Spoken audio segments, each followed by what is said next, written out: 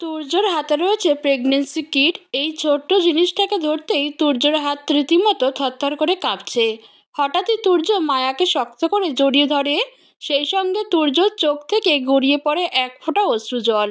অশ্রু কষ্টের নয়, এ অশ্রু যে বড়ই সুখময়। তারপর তুর্য মায়াকে কোলে নিয়ে ওয়াশরুম থেকে বেরিয়ে আসলো। ওয়াশরুম থেকে বেরিয়েই তুর্য জোরে জোরে আম্মু আম্মু বলে চিৎকার করতে থাকলো। আম্মু, এই আম্মু, কোথায় তুমি? তাড়াতাড়ি এখানে আসো, দেখে যাও আল্লাহ তোমাদের আশা পূরণ করেছে। আমাদের ওপরে আল্লাহর রহমত নাজিল হয়েছে। আতিয়া বেগম এত সকালে ছেলের চিৎকার শুনে দৌড়ে আসে ছেলের রুমে। আতিয়া বেগমকে আসতে দেখেই তুর্য দৌড়ে গিয়ে আতিয়া বেগমকে কোলে তুলে নিল। তারপর আতিয়া বেগমকে কোলে নিয়ে খুশিতে পাগলের মতো ঘুরতে থাকলো। ওদিকে আতিয়া বেগম চিৎকার করে বলছে, বাবা নামা আমাকে, আমার মাথা ঘুরাচ্ছে, নামা নামা। কিছুক্ষণ পরে তুর্য থেমে যায় এবং আতিয়া বেগমকে কোল থেকে নামিয়ে জড়িয়ে ধরে। আতিয়া বেগম ছেলের এই মহা আনন্দের কারণ বুঝতে না পেরে ছেলের মাথায় হাত বুলাতে বুলাতে জিজ্ঞেস করে, কি হয়েছে বাবা, তোকে এত আনন্দিত আমি এর আগে কখনো দেখিনি। বিজনেসে কি এবার অনেক বড় প্রফিট হয়েছে? তুর্য এবার মায়ের গলা ছেড়ে সোজা হয়ে দাঁড়িয়ে মায়ের গালে হাত রেখে খুশি মনে বলল, এই আনন্দ বিজনেসের প্রফিটের জন্য না, আমার লাইফে অনেক বড় প্রফিট হয়েছে, এই আনন্দ আমার লাইফের সেই প্রফিটের জন্য। আতিয়া বেগম ছেলের কথার অর্থ বুঝতে না পেরে বলে, তোর কথার কোনো আগামাথা আমি বুঝছি না বাপু, কি হয়েছে বলবি তো? ওদিকে লজ্জায় মায়ার নাক এবং গাল দুটো টমেটোর মতো লাল টকটকে হয়ে যাচ্ছে। তুর্য তখন আতিয়া বেগমের দিকে তাকিয়ে মুচকি হেসে বলল, আম্মু, খুব তাড়াতাড়ি আমাদের সকল আশা পূর্ণ হবে। এখন থেকে কেউ আর মায়ার দিকে আঙুল তুলতে পারবে না, কেউ আর মায়াকে কষ্ট দিতে পারবে না। সবাইকে জানিয়ে দাও, চৌধুরী বংশের উত্তরাধিকারী আসছে। আম্মু, তুমি দাদি হতে চলেছ।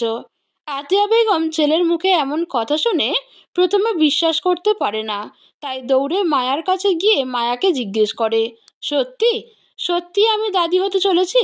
সত্যি আমার তুর্য সন্তান পৃথিবীতে আসতে চলেছে? মায়া ভীষণ লজ্জা পায়, তাই মুখে কিছু না বলে মাথা উপর নিচ করে হ্যাঁ সূচক ইশারা দেয়। আতিয়া বেগম খুশিতে পাগল হয়ে যায়। সে কি রেখে কি বলবে আর কি রেখে কি করবে কিছুই বুঝতে পারে না। তাই সে কোনো রকমে তুর্য এবং মায়াকে বলে, তোরা থাক, আমি গিয়ে তোদের বাবাকে খবরটা দিয়ে আসি। আতিয়া বেগম চলে যেতেই তুর্য মায়ার হাত ধরে বলে, বিশ্বাস করো, আজকে নিজেকে পৃথিবীর সবচেয়ে সুখী ব্যক্তি মনে হচ্ছে। আল্লাহ আমাকে কোনো কিছুর কমতি দেয়নি। এখন মহান আল্লাহর কৃপায় আমার সন্তানটা সুস্থভাবে পৃথিবীতে এলে আমি ওর নামে একটা অনাথ আশ্রম খুলব, যাতে করে আমি অন্ততপক্ষে 1000 খানেক পথশিশু এবং এতিম বাচ্চাদের দায়িত্ব নিতে পারি। তুর্যর এমন সুন্দর চিন্তাভাবনা দেখে মায়া এতে সম্মতি জানায়। কিছুক্ষণ পরে মায়া বলে, চলো আমরা তাড়াতাড়ি তৈরি হয়ে নেই, নইলে আবার অফিস যেতে লেট হয়ে যাবে। এখন থেকে তোমার অফিস যাওয়ার সম্পূর্ণ বন্ধ, তুমি সম্পূর্ণ বেড রেস্টে থাকবে। আর আমি আজকেই আমাদের রুম নিচে শিফট করার ব্যবস্থা করছি। আমি চাই না 5 বছর আগের সেই দুর্ঘটনা আবার ঘটুক। এমনিতেই তুমি তৈরি হয়ে নাও, আমরা ডক্টরের কাছে যাব। তুর্যর কথার যুক্তি আছে, তাই মায়া আর কথা না বাড়িয়ে তুর্যর কথায় সম্মতি প্রকাশ করলো। এভাবেই শুরু হলো মায়ার প্রেগনেন্সি জার্নি। পুরো প্রেগনেন্সির সময় তুর্য বেশিরভাগ সময়ই বাড়িতে থাকতো। মায়ার প্রতিটা ছোট ছোট বিষয়েও তুর্য আতিয়া বেগম এবং আরাফ খানের নজরদারিতে থাকতো। আরাফ খান বর্তমানে সমস্ত ব্যবসার দায়িত্ব তুর্যর কাঁধে নিয়ে নিজে অবসর গ্রহণ করেছে। বর্তমানে আরাফ খান বলে, সারা জীবন তো ব্যবসা বাণিজ্যর পেছনে পরিশ্রম করেই আসলাম, এখন এসব তুই সামলা। 2 দিন পর আমার নাতি নাতনি আসবে, তাই আমি তার সঙ্গে খেলাধুলা করার জন্য আগে থেকেই অবসর নিয়ে বসে রইলাম। আরাফ খানের এমন বাচ্চাদের মতো কথাবার্তা শুনে খানবাড়ির সকলে হেসে ওঠে। বর্তমানে এক একটা দিনকেও খানবাড়ির সকলের কাছে এক একটা বছর মনে হয়। সবাই অধীর আগ্রহে বসে আছে খানবাড়ির সেই পুচকে সদস্যের জন্য। এর মাঝে তন্নিও একবার তার মেয়েকে নিয়ে এসে 15 দিন বাংলাদেশে থেকে গেছে। যদিও নীরবের অতিরিক্ত কর্মব্যস্ততা এবং তন্নির মেয়ে স্কুলের কারণে তারা বাংলাদেশে আসার সময়ই পায় না। তবুও তন্নি হাজারো ব্যস্ততার মাঝেই মায়ার জন্য সময় বের করেই ফেলে। মায়ার ডেলিভারির সময়ও তন্নি আসবে বলে মায়াকে আশ্বস্ত করেছে। সারাদিনের হাজারো ব্যস্ততার মাঝেও প্রতিদিনই তন্নি মায়ার সঙ্গে প্রায় ঘন্টাখানেক সময় কথা বলে। ওদিকে ইমনও কদিন পর পরেই মায়ার জন্য মায়ার সকল পছন্দের জিনিস কিনে নিয়ে আসে। প্রথমবার যখন ইমন মায়ার জন্য চকলেট, ফল, আইসক্রিম এবং কিছু ড্রেস নিয়ে এসেছিল, তখন মায়া বলেছিল, ভাইয়া, এত কিছু আনার কোনো প্রয়োজন ছিল না, আপনি এসেছেন, এতেই আমি অনেক খুশি হয়েছি। ইমন তখন মন খারাপ করে বলেছিল, ভাই হয়ে বোনের জন্য সামান্য কিছু জিনিস আনার অধিকারও যদি আমার না থাকে, তাহলে আমি আর কখনো এ বাড়িতে আসবো না। তারপর থেকে মায়া আর কখনো ইমনকে এগুলো করতে নিষেধ করেনি। আর সম্মতি পেয়ে এমনও কদিন পর পরই 2 হাত ভর্তি করে মায়ার জন্য এটা ওটা নিয়ে হাজির হয়। এভাবেই দিন গুনতে গুনতে চলে আসে বহু অপেক্ষিত সেই সময়। বর্তমানে মায়া 9 মাসের গর্ভবতী।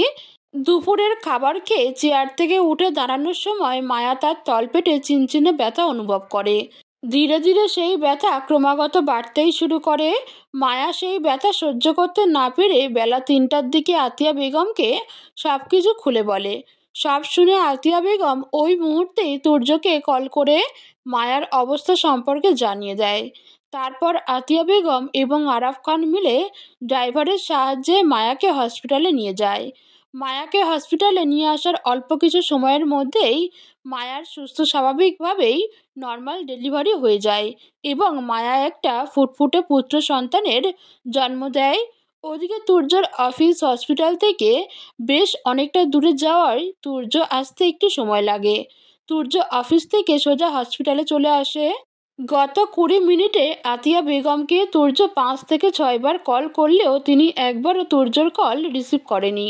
আতিয়া বেগম তুর্যর কল রিসিভ না করায় তুর্য বুঝতেও পারছে না মায়ার পরিস্থিতি এখন কেমন। তাই তুর্য হসপিটালে এসে রিসেপশন থেকে জেনে নেয় মায়ার জন্য কোন কেবিন বুক করা হয়েছে। তারপর তুর্য সেই কেবিনে গিয়ে দেখে আতিয়া বেগম সদ্য জন্ম নেওয়া একটি বাচ্চাকে কোলে নিয়ে বেডের উপর বসে আছে। মায়াকে সেখানে দেখতে না পেয়ে তুর্য উতলা হয়ে ওঠে।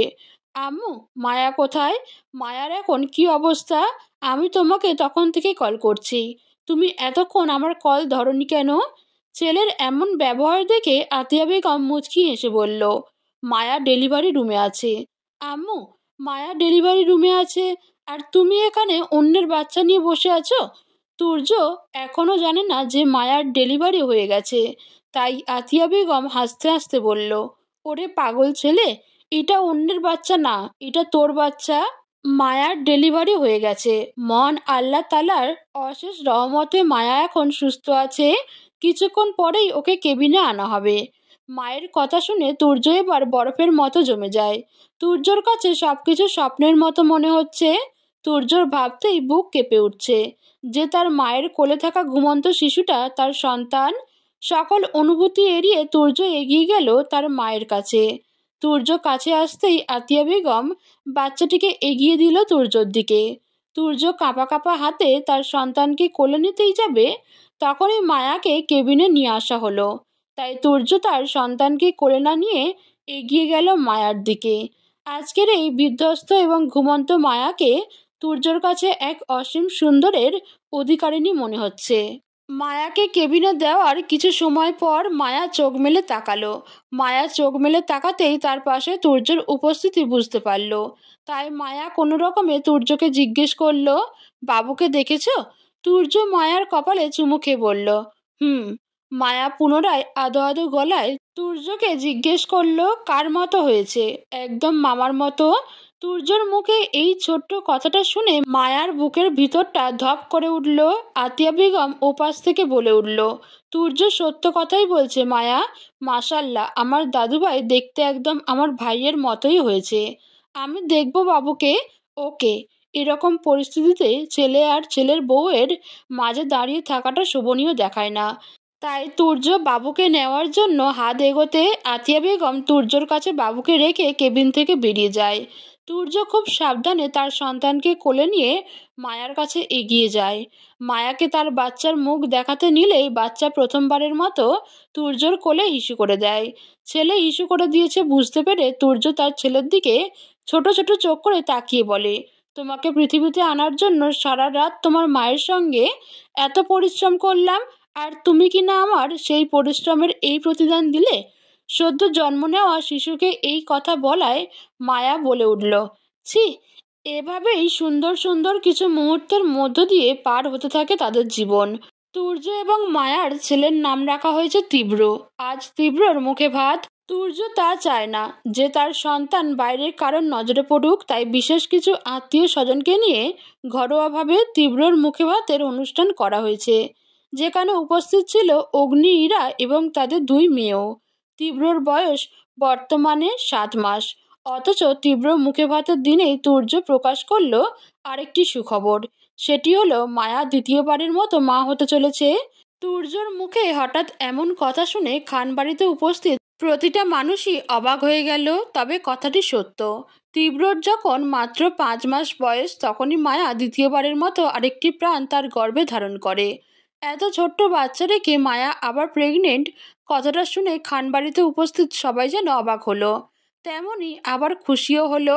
অগ্নি তখন ইরাকে মায়ার দিকে ইশারা করে বলল, দেখো মায়া, 7 মাসের বাচ্চা রেখে আবার দ্বিতীয়বারের মতো মা হচ্ছে। অথচ আমরা 5 বছর আগের 2টো বাচ্চা নিয়ে এখনো বসে আছি। যে 2টা বদের হাড্ডি পয়দা করেছো, ওই 2টাকে আগে মানুষ করো। আমি আর এসবের মধ্যে নাই।